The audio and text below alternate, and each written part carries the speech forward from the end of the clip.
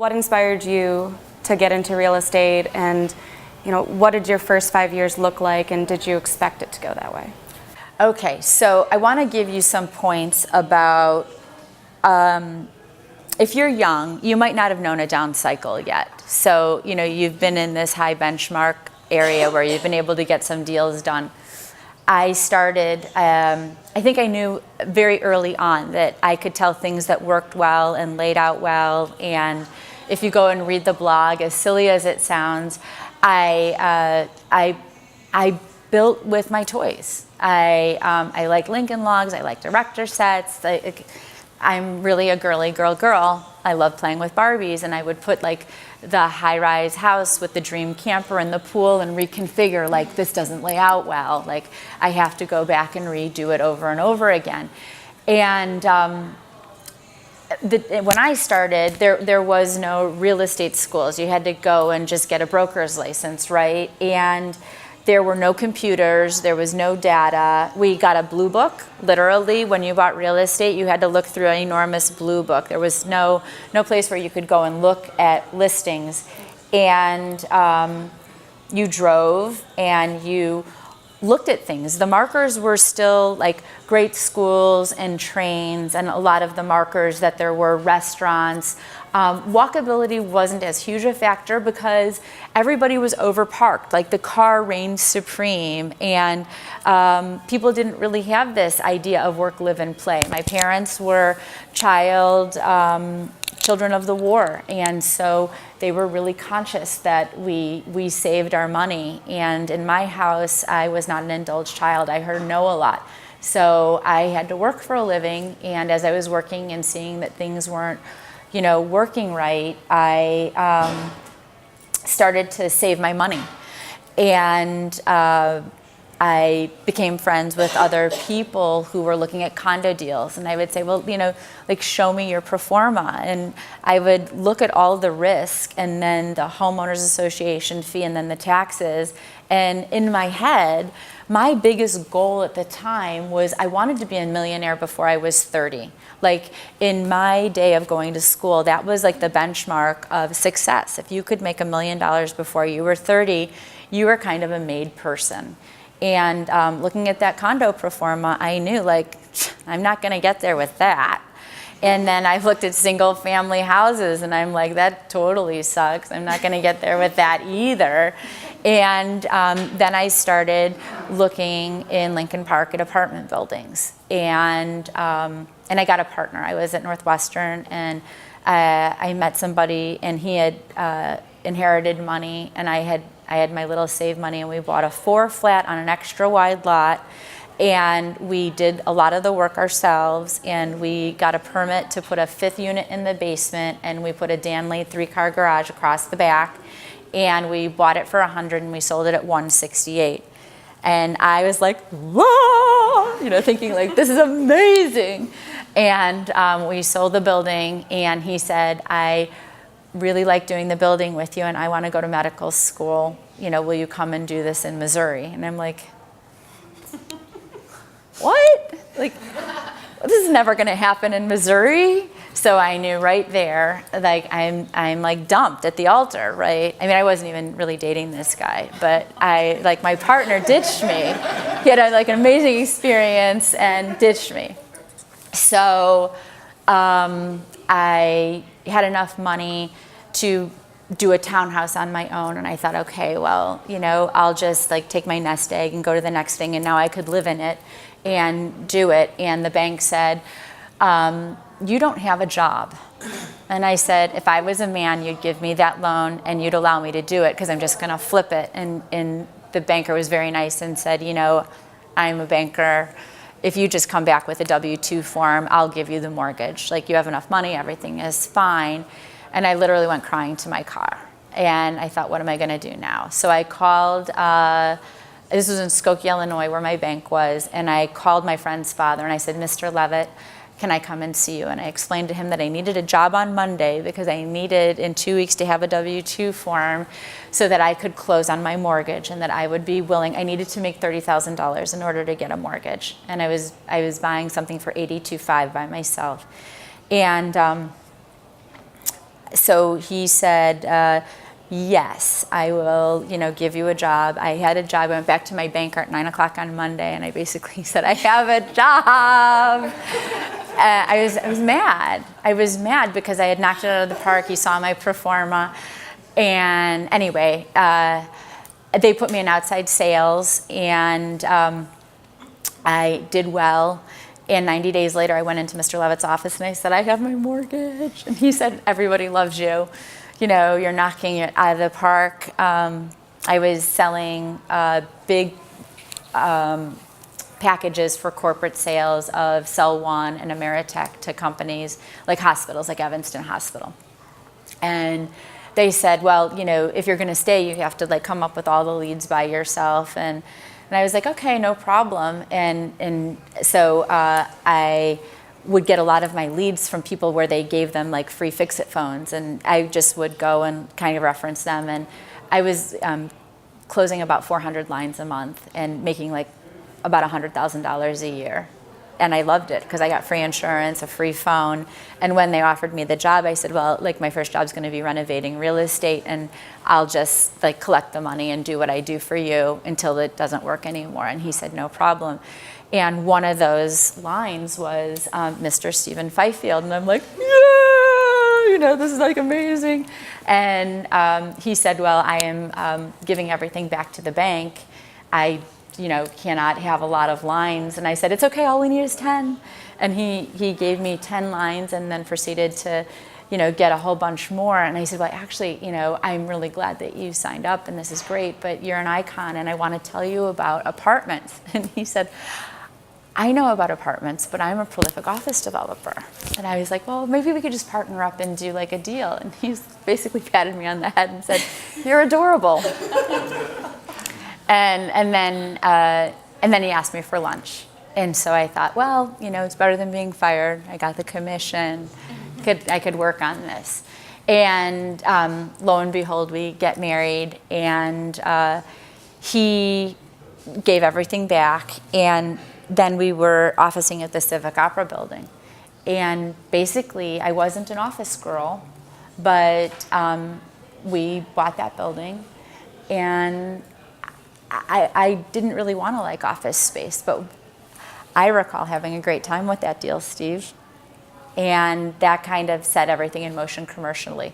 Meanwhile, I would still say to him, how about apartments now? And he'd be like, no apartments, no apartments.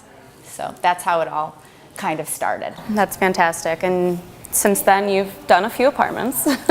Yes. So it looks like you might have won that battle in the long run. But I think this next question is one that as young people in the industry, we're always nervous about that big setback, or it's even the dreaded interview question. Tell us about a time you failed and how you overcame that. Do you mind sharing that with us? No, plenty of failures. Plenty. It's it's a school of hard knocks. When you're pyramiding money, which is basically the oldest way to make money in real estate. You come up with workers that have drug problems, that don't show, things that I once had. I was literally robbing Peter to pay Paul, and I spent a lot of money on wallpaper, and it meant the world to me. And I met the wallpaper man there, and he thought I was crazy because I reviewed with him 3 different times on how to hang the wallpaper. And he's like, lady, I've got this, go away. And I came back and the wallpaper was hung upside down. And it's a silly story, but I really thought that he was going to, number one, not replace the wallpaper and just leave me high and dry with it. And it's a silly story, but it was a problem. And there's all sorts of problems: renovating, taking the risk, beating the market, racing the clock, and also being married to your partner, which I don't know how many of you are married here, but office buildings are hard, and so is the real estate market sometimes. You have to really be, on point with a lot of things. And Steve was a great mentor for me because while he was pursuing the Civic Opera building and, kind of like dotting the I and crossing the T, there was only so much work that we could really do there until I was back out in Lincoln Park and Wicker Park. And I would take him to all these places and he would say, for the love of God, get back in the car. It's not safe. And I would say, Steve, like all these neighborhoods are going to come back. Like we're missing all these opportunities. And he said, between the taxes and the way that things work out now, it's not really the time to do these apartments, but stay in Lincoln Park. And at the time I was a shapeshifter again. I went from apartments to the townhouse to buying I was buying apartments and deconverting them into single family homes. And for a while I could make $250, $350, $500, $1 million doing that. And at one point I was up to about $40 million, and then we were having our family. And Steve said, if you want more children, you have to sell everything. And so I sold everything. And that's part of, a hardship for a woman. I was used to seeing my value in the form of a check, and I really liked making that money. But that was a huge setback for me. Another huge setback that you have to think about is, one of the things that happened was that being married to a man who's developing office buildings, I really didn't pay much attention to his world. I was like happy in my own habitat. And we sold the Civic Opera deal, and what we treated ourselves with was we bought a second home in Aspen. And we didn't really think we'd make money on it because we were buying what we thought was the tip of the market. And I had just finished the house, and I was pregnant again with our third child. And Steve came to me and said, I have the opportunity to build Pepsi's world headquarters. And I said, wow, that's amazing. That's awesome. And he said, I need to sign a $5 million letter of credit. And I was like, well, that sounds like it's going to be really hard considering you have this deal and this deal and this deal. And he said, Randy, you need to sit down. And I sat down, and he said, we need to put a second mortgage on our vacation home and all those apartments that we had been collecting, some apartments in Arizona. I feel like we should sell them because I can make 5 times the money, big capital I, big capital F, if the deal goes well. Now, this was a guy that I married who had given everything graciously back to the bank again. And here I was, very vulnerable and pregnant, and now listening that I had the second mortgage on my second home, which totally sucked, and that my nest egg of apartments was going to have to go to a very risky deal. Now, everything worked out fine, but that's like, it was catastrophic in my world. And then in 2008, that was also another like catastrophe. Luckily, Steve and I, as much as we see eye to eye, we have very different palettes for risk. And Steve really liked the condos at that point in time, and you didn't have to pay capital gains, and it was everything was selling. It was all fabulous until it wasn't. And in 2000, late 2007, 2008, Steve is a mathematician from the University of Chicago, and he said, I just want you to know the writing's on the wall. It's all going to tip. Very much like he had done Bob's Matana in the late 80s, when he knew, he was opening up the Hyatt on Michigan Avenue, and realizing as all these guests were around celebrating that, bad days were coming. And when Steve Fifield says bad days are coming, for sure bad days are coming. And lucky for me, I didn't sign the guarantees on the condos, but I had to live in a house with a man that did, with partners and Lehman Brothers and Chorus Bank. And you're like, in the whole wide world, nobody ever thinks if you're going to go up against Lehman Brothers that you're going to be like the family standing saying, yay, I survived and they didn't. That like, you just don't think that's going to happen. So the way that we survived that catastrophe was Steve didn't leave his office very often, and I walked around my house with earplugs in my ears because he really at that time couldn't start a sentence without like doom and gloom, or the world is ending, or you don't understand, or all of these negative things. And I finally would take them out like, I'm not leaving you. I know the world is never going to be the same. We're going to be okay. And I love you, but I just can't listen to like any more negativity. And I would put them back in, and slowly but surely, he came around. But those are all hard things. And in your lifetime, you will have those moments happen to you that you don't see coming, or that you know that you're in trouble. And I know a lot of people, don't pray, but it was a great source for me to, I'm not Jewish, I'm not a Christian, I'm not a Bible thumper, I'm just a spiritual person that really hiked a lot and drank a lot of water and ate well and tried to find my inner peace to say, even if I lost everything, I'm still a good person and I can still go back again. And I think that that's what you really have to say to yourself, is that, things will happen to you that are no fault of your own. The market is the market, right? You can't, stop stocks from tumbling, or from a tower getting knocked down, or from bad deals, It'll happen at some point in time if you stay in this game long enough. So you just save your money and have your nest egg and diversify your interests. So perseverance, patience, getting back up when everything comes crumbling down. And then the other thing I think I heard a couple of times is paying attention to the data and being able to at least predict some of it when it's coming, and having conversations like this.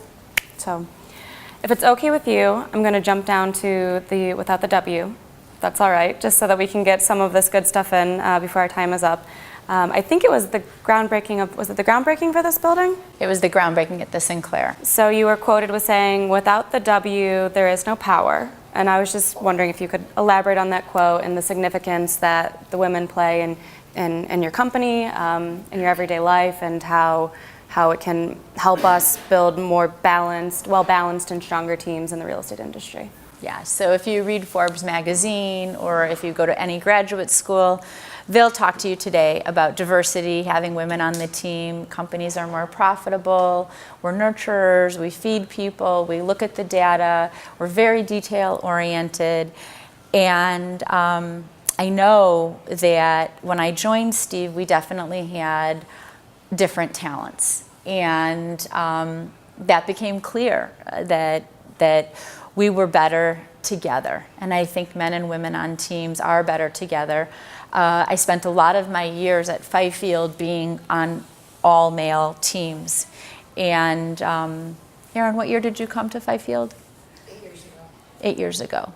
So 8 years ago, or it was really more like 6 years ago, I started to say to Steve, I don't think I can, do what it is that we're going to do in the future without having another woman on the team.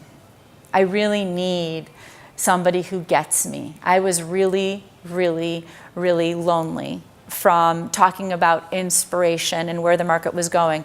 Now you have to understand that apartments really hadn't been built for tax reasons, and people love condos and single family homes. And so it's not like when I talk to the team about why I liked one bedrooms, or why I liked larger closets, or Jack and Jill bathrooms, or 2 bathrooms, or all of these things, I really wasn't speaking number language. I was speaking inspirational, emotional language.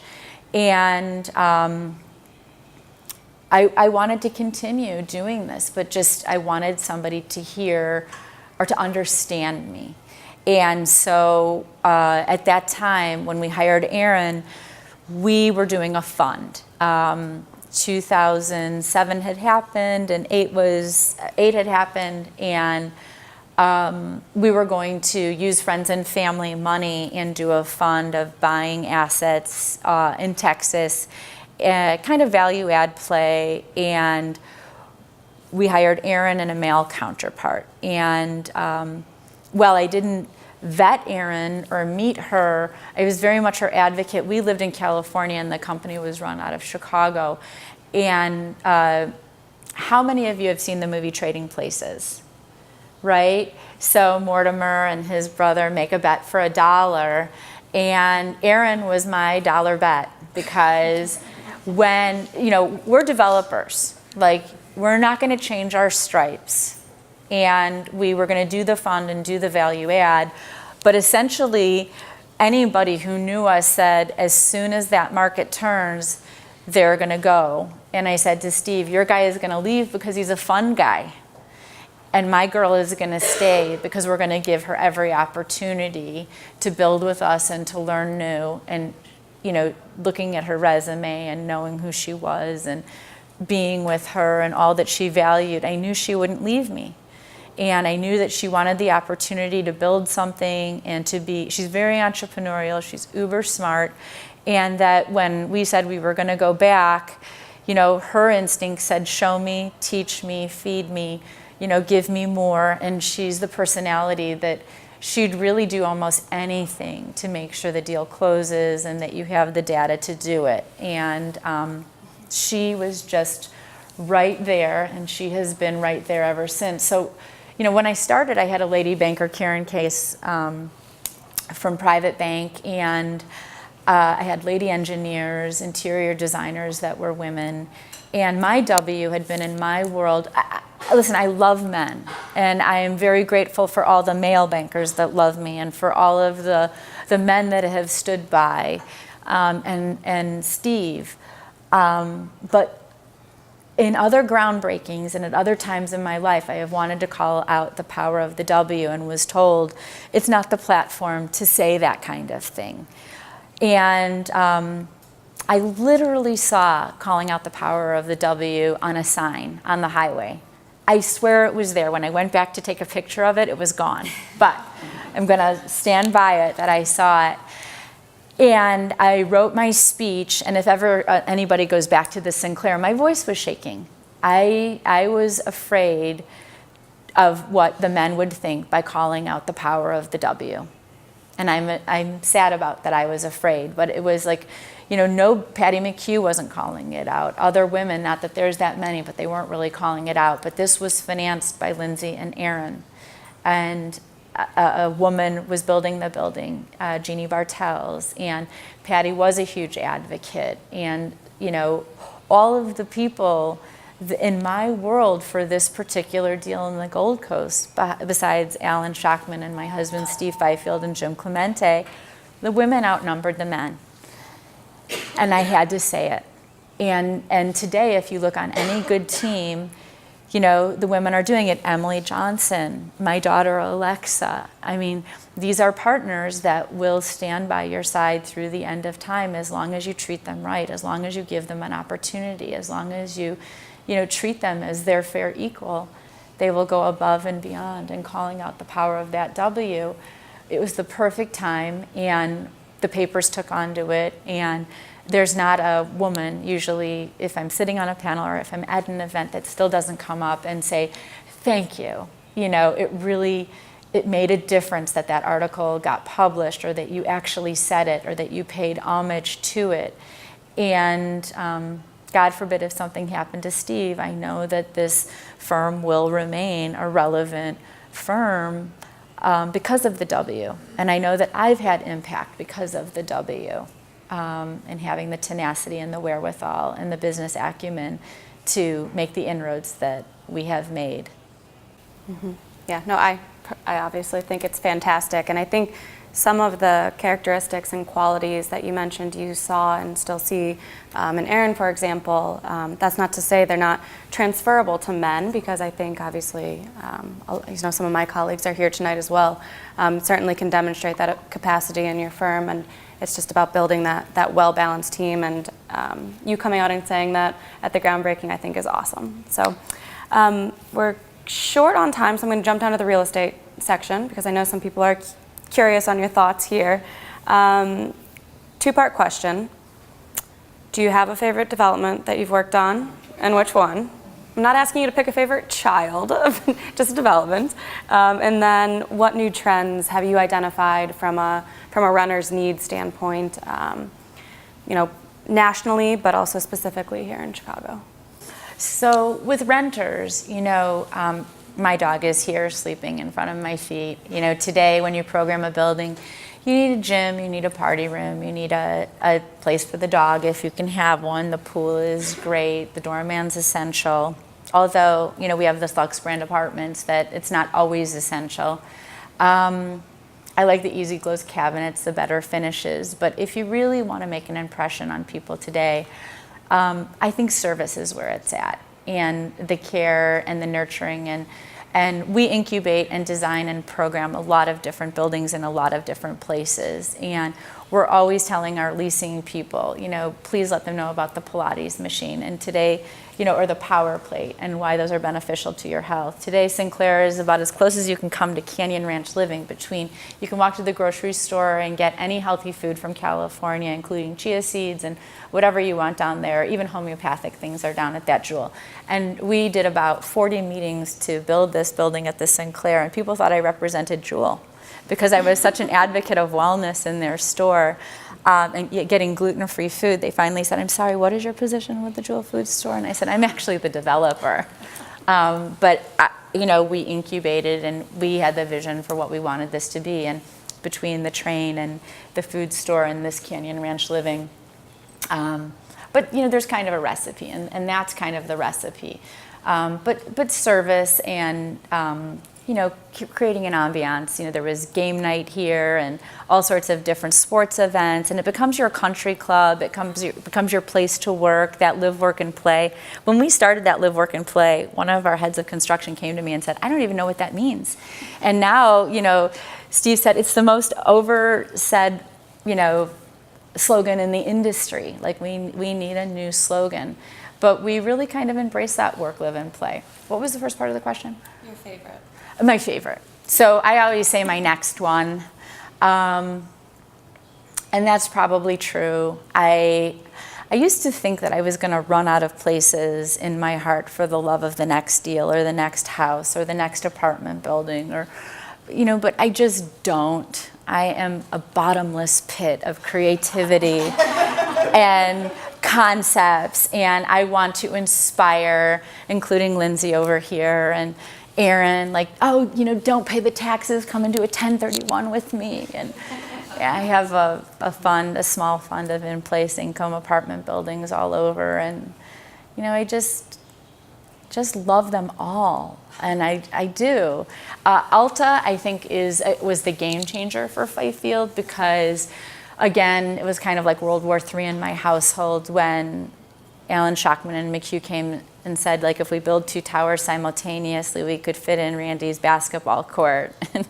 And, you know, everybody comes up to Steve and be like, wow, Steve, you're like amazing. You're like the king of apartments, and we love your basketball court. And he'll occasionally say, well, actually, it's Randy that likes the basketball courts. And I just, again, wanted to bring something to Chicago. You know, that Alta deal, in its heyday, 900 units, LEED Gold certification. It had people coming from everywhere. And I was just so proud of that deal. But I'm proud of Sinclair. I love that we have 1,200 Next brand apartments, and they all do their own tricks, from Daisy the house dog to having a Target in Koreatown. And I love the fact that we have cross-collateralized the brand so that, I mean, for one, you know, silly girl from Skokie, Illinois, to have 1,200 brands in multiple cities. I'm like, yay! Like, that's a big thing. But I love what we've done in the West Loop. I love the Randy Co-Fund. I've loved all my houses. So there's not a favorite. Just like my kids, Yeah, all 5 same- children. I same love answer them as the all. kids. Yeah, sorry. Are you able to share with us any details or just what to expect from the West Loop development? You know, I think we've all seen it going up, but, you know, not everybody knows a lot about it except for what they've read from Cranes, or? Oh, yeah. Well, I mean, she's a behemoth of a girl. I've never seen more beautiful concrete poured in my life. I know that's a weird thing to say, but it's so true. You know, it's on time, it's on budget. It's a different deal for Fifield because we are paid a fee to develop that, and Aaron got the financing on that for David. And I'm not sure that deal would have gotten done without Steve and Aaron at this time in the market. I think that they were a real deal Game Changers, along with HFF. And, it's a beautiful building. I think she will be the most iconic. I like to call them, they all have personalities. I call my buildings she's because they're just such life forces. But that's not really my building. But she will be an iconic princess of that market, and views to die for, like unparalleled views. And the Naplume Ultra, I mean, it just has every amenity that you would want, and the layouts are beautiful. It has this kind of circular wall that you can see here, which is, if you have to build, I would stick with rectangles if there's architects in the room. Personally, I think that circles and ovals just cost you a lot of money, and they're hard to deal with. As for Fifield, we will be closing a deal first or early second quarter or mid-second quarter next year, and going to another neighborhood that you haven't seen us in.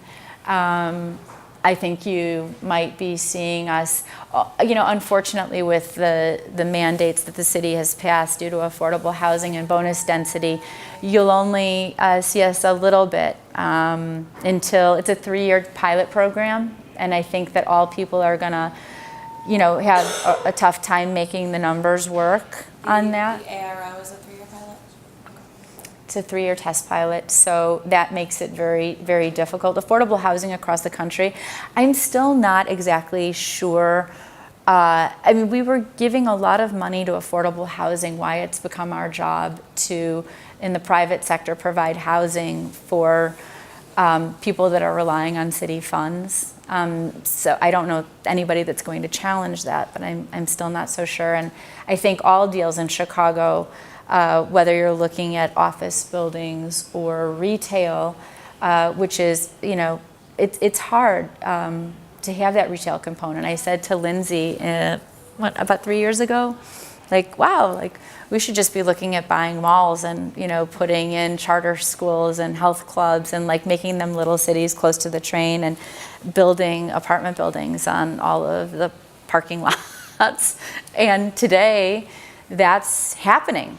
That's really what's happening. Please shop in your stores, because we will lose them if you don't shop in them. And I have gotten a few good things online, but I'm testing the online stuff, and it's never exactly right, shopping in your stores and trying things on. And it's a little time consuming, but don't just use them as a place to try on things and then shop online. I think it's important to really shop in them to keep life interesting.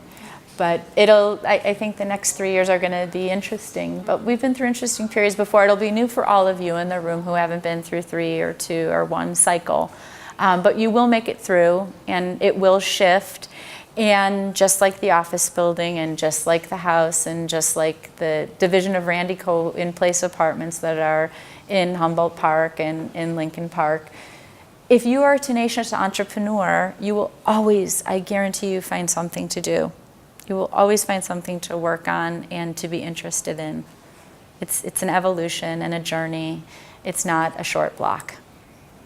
I think that's great advice. And we have a few minutes left before breaking for a little bit more networking. If it's okay with you, Randy, to take maybe 1 or 2 questions? Mm-hmm. Questions, anybody? I know we've given you a little bit of nibbles and some drinks and a little bit of take-home information. We are also, I think we opened up the units on the 20th floor. If you want to go and see the models, you can go up and see. One of the things I'm really proud of is getting behind women designers that have opened their own firms. And there's a few up there with Breanne Bishop and Alyssa Morgante. And I think a lot of people, they haven't opened up as much creativity in doing their models. So there's some new and different things. So you can go up there and see that if you want to after questions. But that's great, thank you. Anybody have a question? So it seems as though a lot of your success derives from working as part of a family and the family business. And you've mentioned that you have, I think, 5 children, and I don't know if it's ever been broached within your family of whether your children would come into your business and work with you at some point in time when they're of age or of the capability to join.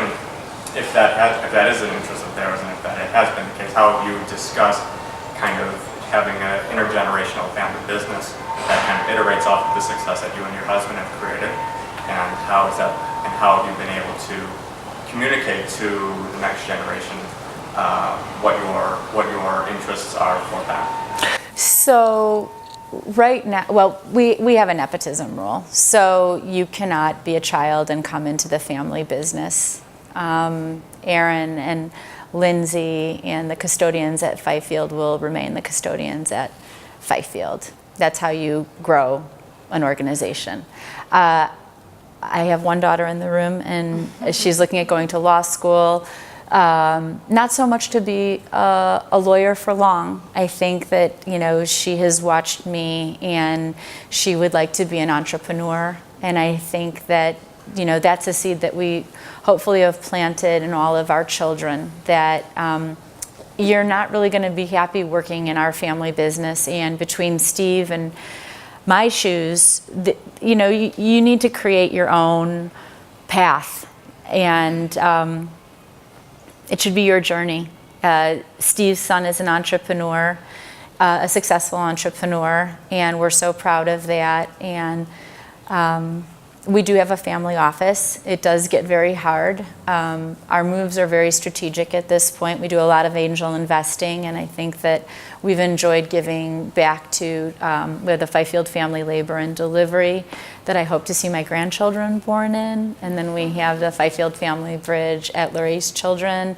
And I believe sometime soon, within the next 5 years, you'll see some sort of a school. I don't know whether it will be part of the University of Chicago or a charter school or something with Steve's name on it as his legacy. Steve is a great student. We have great students in our family, and to be the captain of your own ship is really, I think, our legacy to all of our children. And there are so many.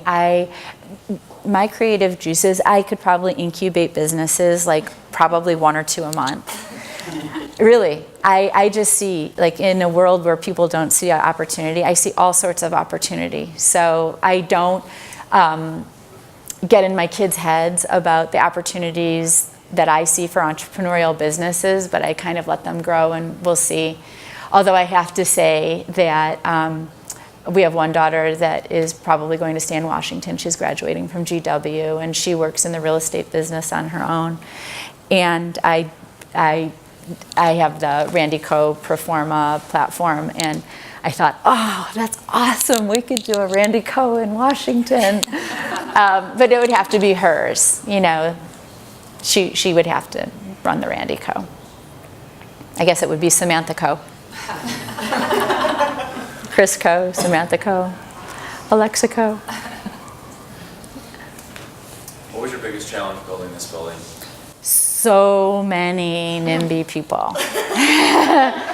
Yeah, I mean, even before we got our entitlements, I had somebody knock on the door when they were working on the train. I have a house not far from here, and I answered the door with like rollers in my robe, and they just went off on me about how I had blocked a vision and how dare my horses be. And I was like, I'm really sorry. I don't even understand what you're saying. And then I finally got 2 and 2 and said, actually, they're redoing the train station, and we don't have a permit to build yet. And she walked off of my doorstep saying, and I hope you never do. So it was very difficult to get the entitlements to build here. 3 aldermen, 40 meetings, 4 years of heartache, a lot of money went into it, a lot of risk. And, there were times when I left those meetings feeling really terrible, thinking like, my gosh, policemen are being mugged in the parking lot. Look at all the good that we could do here. And again, kind of praying about like, let me be of service to the highest and best use. And I know like this maybe sounds like kind of spiritual mumbo jumbo, but I really feel like our lives and development together really changed when I stopped looking at the pro formas and really thought about bringing in grocery stores and quality of life and being of service to a community and people being able to talk with me, whether I'm at a meeting or giving a presentation, and saying, it's clearly very meaningful. Like, you know, she really goes above and beyond to put in the right amenities, to touch the right people, to do the right thing. She's not asking for a high rise if the area is zoned for a mid-rise, and you know, she's looking at parking and she's reading the data and she knows who works here and she knows her client. And so it's all very targeted. People think we get lucky a lot. And I think, you know, the harder you try, the more times you get up to bat, the more hard work you do, the luckier you get. And I think that that's what people have grown to respect over and over again. Not just from me, but from anybody who's associated with the firm, woman or man. You know, everybody. And, you know, it's funny because Lindsay speaks on panels and Aaron speaks on panels, and Steve, of course, is the king of speaking on panels. And the nicest compliment that I got was that, you know, you've been able to grow such quality people out of your firm. And you know, Steve had heard that with Bob Smetana and Rick Bloom and other people, but it's a whole different thing when you grow them and, you know, they're still with you 8 years later and 10 years later. Our CFO has been with us a very, very, very long time. And when people have left us, they've gone on to become their own entrepreneurs. And when I see them, you know, before we leave, they always come back and say, you know, I still really miss you. And I think like that's the nicest thing, is like I needed to spread my own wings, but I really love what we built together. And I know that anybody who's building at Fifield today really loves the process. And we're really cognizant that it's a luxury to be able to love what you do and love the people that you do it with. And it's very, very special. And any third-party person, we have very low overhead. Well, we have high overhead, but we have very few people because we outsource quite a bit. And that's been, I think, our key. In lean years, we can keep our people, and in big years, we run really, really, really hard. There's not somebody out there. We do $200 million of business, some years, sometimes more, with about 16 people in Chicago. But we outsource to a lot of different people that will do their best work. And Aaron and Lindsay and Joe and Steve, I work 7 days a week. And I will for the rest of my life, because that's just how I'm built, you know. We're always, you know, going and reading and touching and reviewing. And our Sunday, we went out for dim sum, and then we both came home, and Steve sat down at his computer, and I sat down, and it's just a lot of planning. And being a mother in this business, you know, I had my shopping list typed, I had a schedule for food, I had people that could help me, I had friends that helped me drive carpool. You have to use every resource that you possibly can when you're a working parent. And I'm blessed to have 5 children, but I don't know if I was young today if I would have 5. That's a lot of, it's a lot of, you're lucky you're number 3. I think. Well, she's actually my first. Alexa is my first, but I married Steve thinking like I hit the jackpot. I got a great guy, I got a great son, I got a great daughter, I got the whole McGill. And when they left for college, he said, baby. And I was like, oh my God. You know, that was, and once I had the first one, I was like, oh, I want more. Like, this is wonderful. They're like apartments and offices and deals. Just build them. It's funny. Well, a lot of organization, it sounds like. Yes. A lot of lists. Well, thank you, Randy. Thank me and joining me. Thank you.